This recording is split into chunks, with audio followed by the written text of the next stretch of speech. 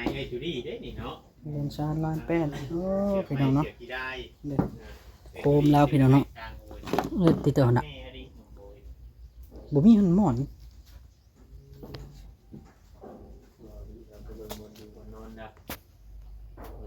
มุ่งตะกี้มีบ่หนุ่มบ่มันขาดบ่มันขาดเอาไปกลางให้ไก่ กลางให้ไก่เจ้าเลี้ยงไก่บ่ ก็เลี้ยงไก่กันเนาะอ๋อตะกี้ฝากติดตามเบาโอลิแหน่เด้อพี่น้องเบิดสุปูสุคนสบายดีพี่น้องสบายดีเด้อพี่น้องเบิดสุปูสุคนพี่น้องก่อนเนาะวันนี้ก็อยู่เพื่อนช่างโอยคือเก่าพี่น้องเนาะยังบ่ได้ไปใส่อยู่การที่ให้เราไปขุดห้องน้ำกันมันยังแดดอยู่อากาศค่อนข้างจะร้อนแน่พี่น้องเนาะแบบว่าให้เราขุดแต่ยามมันห่มตอนแรงกับตอนเช้าแบบเช้าแห้งๆแบบนี้นะถ้ามันแดดออกแล้วก็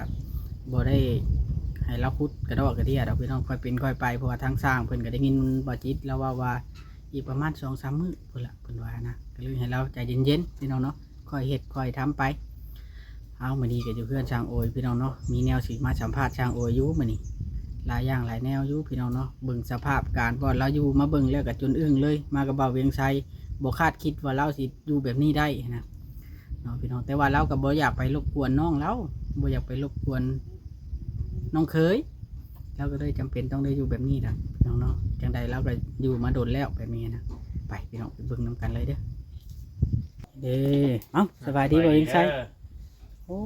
สั่งโอยได้เสื้อใหม่โอ้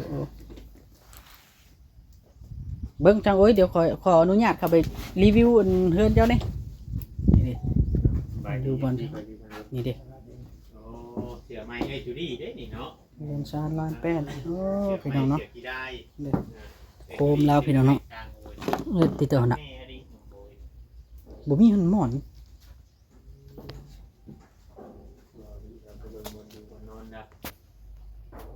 มุ่งตะกี้มีบ่หนุ่มบ่มันขาดบ่มันขาดเอาไปกลางให้ไก่กลางให้ไก่เจ้าเลี้ยงไก่บ่ก็เลี้ยงไก่กันเนาะอ๋อตะกี้มีไก่เลี้ยงสุดท้ายไก่มีมุ้งเจ้าบัดบ่มีมุ้งคุณดีวะบัดว่าอันบัดเจ้าไปนอนอยู่ให้อยู่หน้าเขาเจ้าได้ใช้บริการมุ่งบ่โอ้โอ้เจ้าก็ให้กลางอยู่แบบเจ้าของหน้าแล้วเขาก็บอกอยู่แต่ว่าเฮาแบบว่าบ่อยากนั่นปานใดเนาะมีแต่ว่าเฮาเคยนอนแบบไรแต่นอนไปเจ้าเคยอันไข่บ่จะอยู่คนเดียวก็โดนทีนึงเดี๋ยวไผเห็นนะครับกลัวเจ้าไผหาชื่อคือยาเจ้ากินบ่ไข่แห้งกว่านั้นโอ้กาวตีสิไข่ก็ทุนยาปลาบ่แม่นยาปลาแล้วก็ย่างจัก3 รอบนี่ก็เพื่อสัตว์ออกเลยว่าแล้วบ่นะกะย่าง3 รอบเพื่อสัตว์น้องเช้ารอบบ่แม่น5 รอบลิ้นได้คะแนนมาจิแบบซึมๆนี่แม่น5 รอบลิ้นเด้อแม่นให้เหือออกได้จ้ะวิธีแก้ของเราเนาะเราแบบว่าภูมิต้านทานเราก็นอนแห้งที่ไข่แห้งที่นักไปแต่ว่านอนมันแห้งที่จมมันยังแห้งลุกสิบ่ได้แน่นอน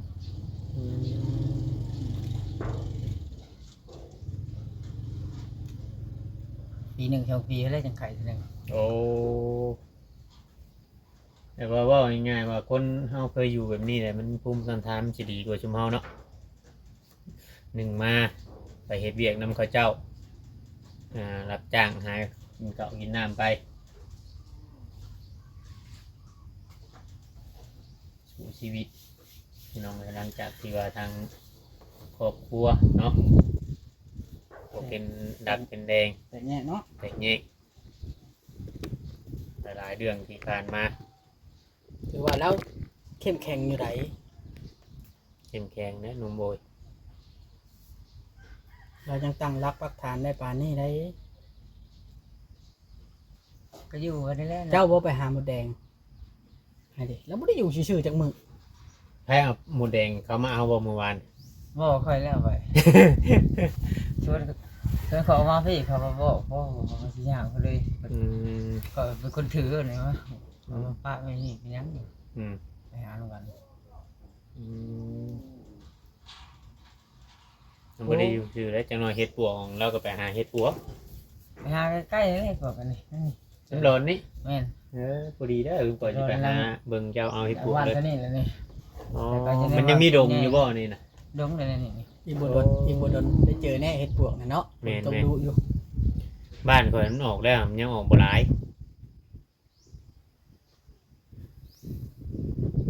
หนาวว่าจังโอ้ยเจ้านอนแบบนั้นล่ะบ่หนาวบ่หั่นนะสมมุติว่ายามหนาวก็บ่หนาวอีก มีแต่เพื่อก็ถอดเสื้อนอนเดี๋ยวมัน มันร้อนเนาะ แม่น ว่าช่วงร้อนนี่ยังว่าธรรมดาอยู่ช่วงยามหนาวเนี่ยตุ่มช้ำนั่นน่ะพอบ่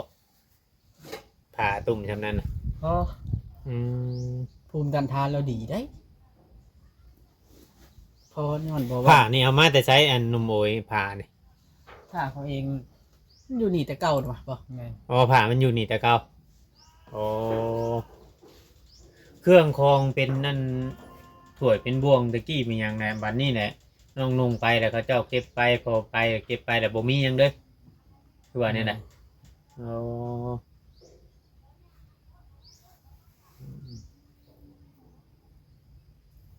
นี่แหละพี่น้องเลยเนาะนี่เขามีแต่บอกว่าเพื่อนหนุ่มโอยมันโมเมนต์เด้อพี่น้องเลย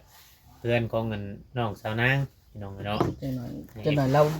าได้ยินเราฟังแล้วเราบ่สบายใจได้เนาะ แม่นแต่น้อยไอ้นางน่าจะให้เนาะมาถ่ายคลิปอยู่ เราให้แล้วไอ้นางนะ เราใจดีเนาะ เราก็ใจดี ใจ เรา ดี เราเห็นอกเห็นใจผู้อื่นเด้เพราะว่าเราก็ถึกการช่วยเหลือมาคือกัน แม่น การที่เฮาบ่มีนี่เนาะ เจ้าเอิญแม่บ่เจ้าเอิญครับ แม่น เออ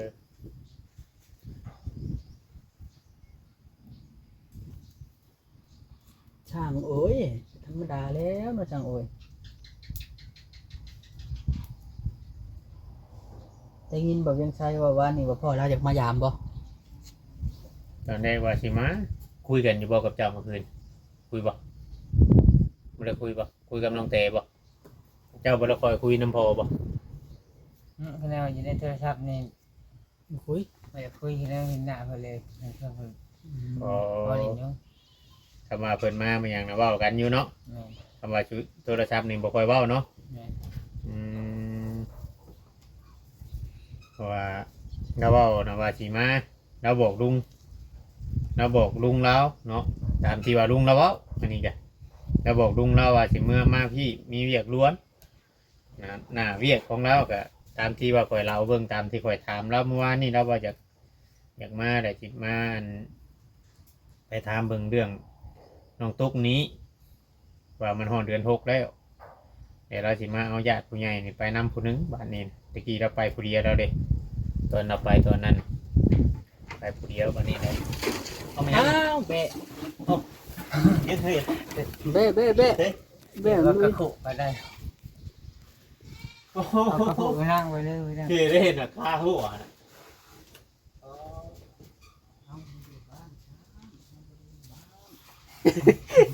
เอาหัวชบเข่าคุ ขายพวกนั้นเนาะอันนี้ดิ ฮะไม่อีกเลย บ่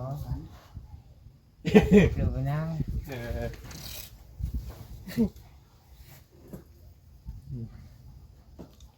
แต่เราเองนั่นพี่น้องเนาะถ่ายคลิปให้เอฟซีเบิ้ง เดทเนาะ อัปเดตเบิ้ง แล้วมีรอยยิ้มแล้วเรามีหวังอยู่ตั้งแต่อันน้องแต่ บ่ตอนนั้นน่ะ ตอนที่อันเหตุเทือนน้องเตไม่ไหมน่ะไปกินข้าวกินน้ำอยู่เพื่อนปลาแก้วคือว่าบ่นุ่งเสื้อนุ่งหยังบ่มีเสื้อบ่ นี่ ฮะ ว่ามักหนึ่งแบบเป็นอะไร นั่นแล้ว FC เห็น นั่นนะ FC เห็นเพิ่นยังว่าเชเพเป็นคนแบบบ่นั่นน่ะเพิ่นว่าเจ้าที่ถือที่ยานักน่ะบ่นุ่งหัวเสื้อเฮาหยังบ่เฮ็ดคือโจรคือหยังโพดน่ะนะเพิ่นเลยมุมมองของเพิ่นมันน่ะนั้น แม่น ที่จริงเจ้าอยู่แบบธรรมชาติของเจ้าแบบอยู่ง่ายๆแบบบ่ค่อยนุ่งเสื้อนุ่งแพรเนาะ มันเคยแบบนั้นเลยตอนเคยเห็นเรียกคือกัน เออ แต่เคยบ่มักเสียแบบ เออ เสียนะ บอกง่ายๆว่าแบบเดียวกับ พ่อเจ้าเนาะ แม่น พ่อเจ้ากับเวลาเฮ็ดเวียกนี่บ่ค่อยอยากนุ่งเสื้อแล้วก็นุ่งเสื้อกล้ามแบบบ่อยากใส่แขนยอกแขนยาวหั่นนะเราเฮ็ดเวียกตามที่ว่าเฮาเฮ็ดเวียกนำเฮานี่ก็มันเย็นแล้วอ่ะคำว่านุ่งเสื้อแปลว่าร้อน แม่นฮอด เออ เคยเนาะความเคยชินเว้าง่ายๆซะ เคยไปเคยมัน ตอนนั้นนี่แต่ละมือเจ้าใช้ชีวิตตอนที่ว่าน้องนุ่งบ่อยู่หรือว่าพ่อบ่อยู่นี่จักโมงจังได้กินข้าวเช้ามายัง จนโอ้ยตาตื่นแต่ โอ๊ตมือกินมือบ่หรือว่าจะได้พอไปหากินเพื่อนพี่น้องเนาะ บ่เลิกมื้อกินมื้อนี่กินข้าวมื้อหัก บ่เป็นเวลา นั่นแหละ เอ แล้ อ วคั่นย่างเขาก็นอน อืม เช้าจากกะลีเราแล้วจัง ว่าง่ายๆคำว่าสิว่ากินเนี่ยเขาว่าจะไปล่วงหากินเพื่อนผู้นั้นผู้นี้โดดกะบางเทื่อก็ฮู้ชึกเกรงใจเนาะ เขาเคยกินแล้วกินก็ อื เป็นอาย ม เพิ่นเนาะ เราชวนหลายเราสิกินเพื่อนประมาณเลยเพราะว่าเราไปไถไห้ไถหน้าลำไห้ลำนาช่วยประมาณจนได้กับผู้เนาะเราว่า เรื่องกัน แต่ว่าปีนี้เรายังบ่ได้เฮ็ดบ่ ยัง อืมทำเราเฮ็ดเจ้าก็ไปเฮ็ดคือเก่าบ่ ไปช่วยเพิ่นอยู่ อ๋อ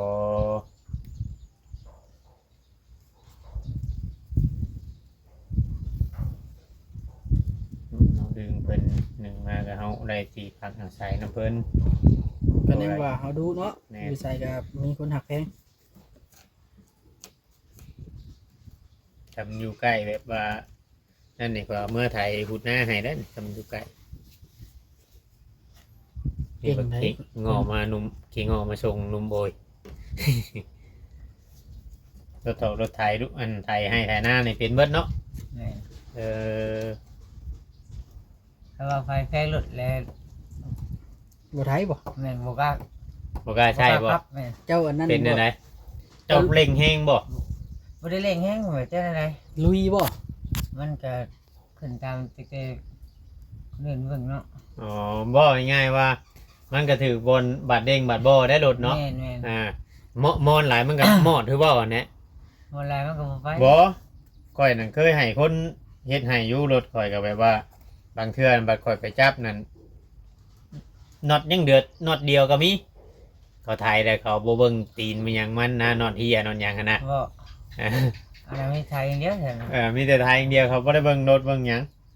แต่ว่าข่อยบ่อันได้ว่าเขาแน่หลายดอกแต่ว่าเพราะว่าเฮาบ่มีคนได้ใช่บ่ได้ว่านั่นหรอกมันเฮียมันหยังเฮากับซื้อมาใส่ไม้เองไม้ แล้วไปใช้หน้าแล้ว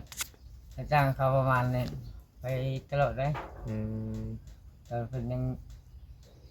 งนุ่มอยู่นะ อืม ตัวเราไทยแล้วครับได้เต้นเยอะเยอะเยอะเยอะ เออเรา ประมาณบ่ แม่นแล้ว เราก็ถ่ายเป็นบ่ เราเก่งได้นี่แล้วเรานั่น ลูกเราก็ใหญ่แล้วเนาะ เงินเท่าแล้วก็เท่าแล้วก็แห้งกระตุกแล้วเนาะ อืม ดูเราก็ไทยคือกันเนาะแม่ ก็ตัวนาเราไปถงไฟไทยเอาไว้เรา อืมเก่งเรากันเนาะ สู้ชีวิตได้ได้ คอยยังโยมเรา อืมตัวไปถามคนนั้นแข้งขาครบนี่ยอมเราอีกเนาะ ว่าตัว เราก็นั่นเช้าเมื่อยอีกบ่ แม่น เออ เก่งอีหลีเนาะ เก่งเก่ง ช่าง เก่ง โอยก็เก่ง เราเปิดใจกับเจ้าเลยบอกว่าเราอย่างไรกระทบเมื่อวานนี่ก็ยังเห็นนะก็ยังถามเรา แม่นเพราะว่าเราว่าเก่งใจน้องนุ่งเก่งใจน้องเคย อืม ก็แม่นความเราได้เราบัดเป็นชายโสดผู้เดียวนะ โดยเราก็ได้หนุ่มโอยนั่นคือเนาะผู้รับผู้ใหญ่มุมมองของคนมันบ่คือกันเพิ่นให้โอกาสเฮาเลยตอนนี้เพิ่นก็ยังเบิ่งอยู่บ่แม่นว่านั่นตามที่ว่าเฮาเข้าไปฟังทางเสียงในคอมเมนต์ใน FC นี่ก็เพิ่นก็น่าเห็นใจอยู่เพิ่นว่าเนาะโดยเพื่อนหลังนี่นี่กันเพิ่นจะมาอยู่คือนี่ต้องได้สอบอย่างหนักเลยเด้นี่ โอ้เพิ่นทำงานอยู่ไทยพุ่นเพิ่นมาตั้งแต่เพิ่นเฮ็ดเฮือนดินเฮือนหยังเลยก็มีเพิ่นมาเฮ็ดเคียงไห้เคียงนาเพิ่นก็มีเนาะ แม่น พอเพิ่นได้ซื้อได้ซะเอาไปเฮ็ดเคียงไห้เคียงนา แต่ว่ามันเป็นเสาเหลี่ยมเสาหยังมันเฮ็ดง่ายเนาะ เลยเออครับทางโอ้ ไอ้รุ่นเพิ่นเฮ็ดตะกี้ไม่ก็มันก็สิถึกข่าวตะกี้ แม่น ข่าวกระจาดมันยังก็สิถึกแน่ แม่น เดี๋ยวนี้ห่วยคือว่าอ่อนแนะอิหยังก็แพง เพิ่นเมาเป็นหลังเลยได้ตะกี้นะอันเทิดแบบนี้นะสิเมาแบบว่าบ่แม่นได้อันให้สายบุญหามาเอง เพิ่นหามาให้เลยเฮ็ดแล้วจังจ่าย อืม แบบนั้นเลยคือเฮ็ดหลังนะข่อยได้ยินเขาว่า อืม ก็ง่ายแหล้วเนาะ เหนื่อยแล้วไม่บางเติมทีไม่น้ำให้น้ำหน้าเขาเจ้าเขาพาเองเนาะ เลย พาเองมาใช้เอง เคยเฮ็ดทานอยู่บ่หนองโหมยเจ้า เคย เฮ็ดทานก็เป็น เก่งอันนี้ ผ่านมาเบิดเนี่ยนะบอกง่ายๆถ้ากันละเราอยู่ผู้เดียวนี่เราผ่านมาเบิดแล้ว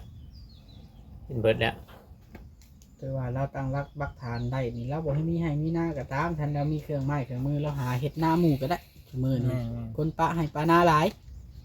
อืม เราได้กินข้าวกินน้ มีเคยมีความคิดอยู่ว่าแบบว่าเห็นหน้าคนป้าคนหยังแล้วโอ้ยอยากมาเฮ็ดเด้พอได้เขาวได้น้ำเคยอยู่บ่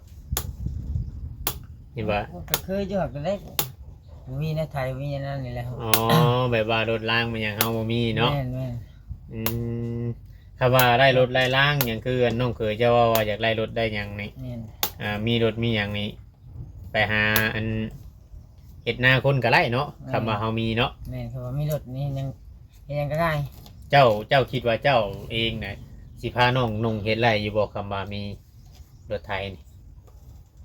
คำว่ามีหน้าคนป้าอะนะ ได้ เฮ็ดเป็นบ่ เห็น อืม เรื่องงานเรื่องงานนี่เป็นอยู่ โอ้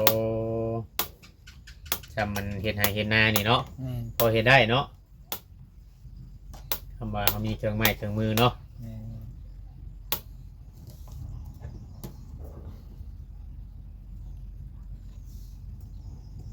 เราเคยเฮ็ดมาเบิดแล้วเด้บ่เวียงแต่ว่ามันต้นทุนนี่แหละ แต่ว่าไปเฮ็ดเวียกเฮ็ดงานแบบว่าทางไกลนี่ยังบ่เคยไปจักเทื่อบ่ ไปแถวเวียง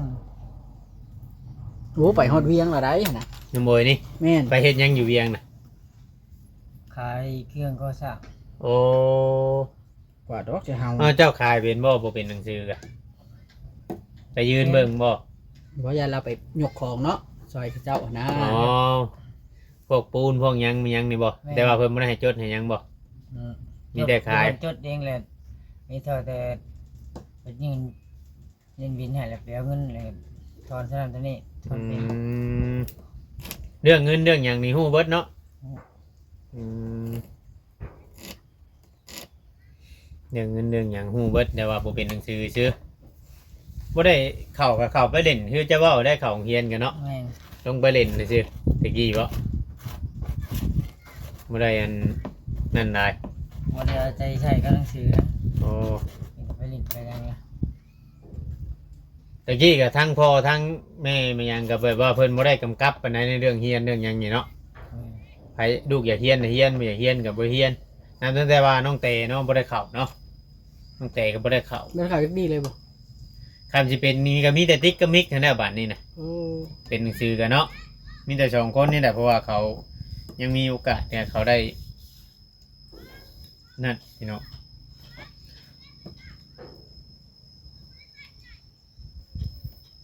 แม่นแล้วกันบ่ได้ ที่จริงห่วยหนุ่มโอยนี่คำว่าพอเรามัน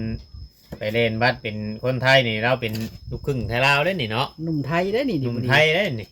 ในเหตุบัดนั่นนะเพราะว่าแต่ว่าพอจอยว่าตัวเองเท่าแล้วบ่อยากเฮ็ดว่ะ โอ้ยเท่าแรกก็โอกาสเด้เนาะ นี่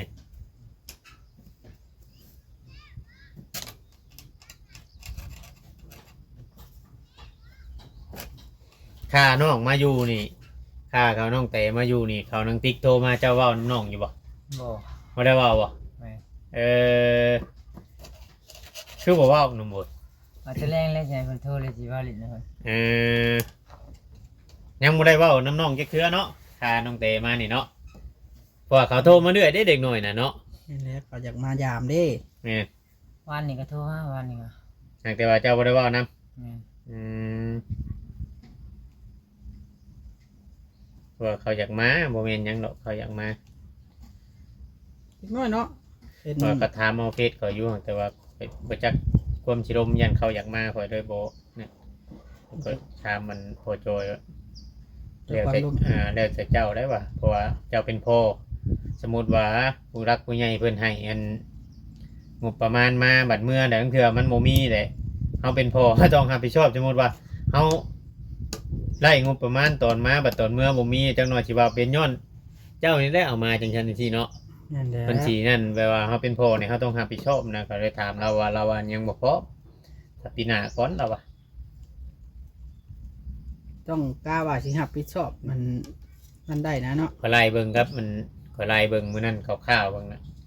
ตกประมาณ6-7 ล้านพุ่นเด้กลับไปกลับมาลำอาทิตย์ มันไก่ แม่น ค่าใช้จ่ายพร้อมเด้เนาะ แม่นน้องๆมือนี้มันบ่ได้นั่นนะ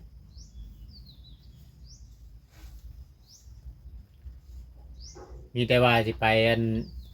หาเพลงคุมห้องน้ำบัดนี้เนาะ แปลงคุมห้องน้ำห้องหยังเลยก็คอยเคลียร์คอยหยังแล้วก็เอาลงซอยกัน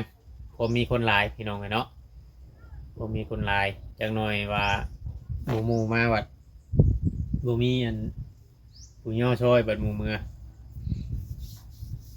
ก็ใครอยู่ดอกเพราะว่าเฮาเฮ็